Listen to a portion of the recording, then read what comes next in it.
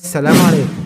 مباراة الهلال والطائي في دوري الروشن السعودي 2023 هنتعرف على موعد المباراة والقنوات الناقلة والتوقيت وترتيب الفريقين. بس قبل ما نبدأ يا شباب زي ما احنا متعودين متنسوش الصلاة على النبي عليه أفضل الصلاة والسلام، ولايك للفيديو واشتراك لأول مرة تشوفنا. وبس كده يلا بينا على التفاصيل.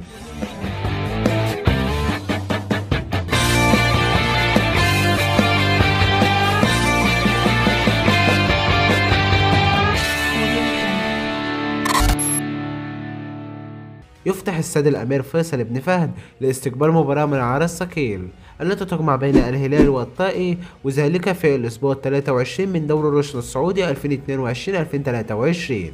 وسوف تنقل المباراة على قناة SSC سبورت 1 HD.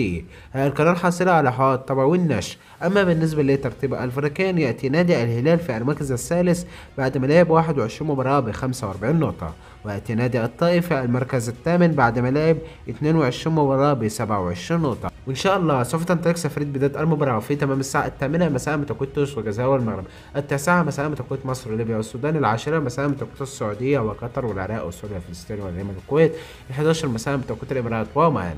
والمباراة تكون يوم الاثنين المقبل الموافق 10/4/2023. وبس كده يا شباب نكون تعرفنا على موعد المباراة والقنوات الناقلة والتوقيت وترتيب الفريقين. لو انت استفدت من الفيديو النهارده ما تبخلش عليها باللايك والاشتراك في القناة. كان معاكم محمود محمد سعد من سبورت. اشوفكم في فيديو جديد. سلام.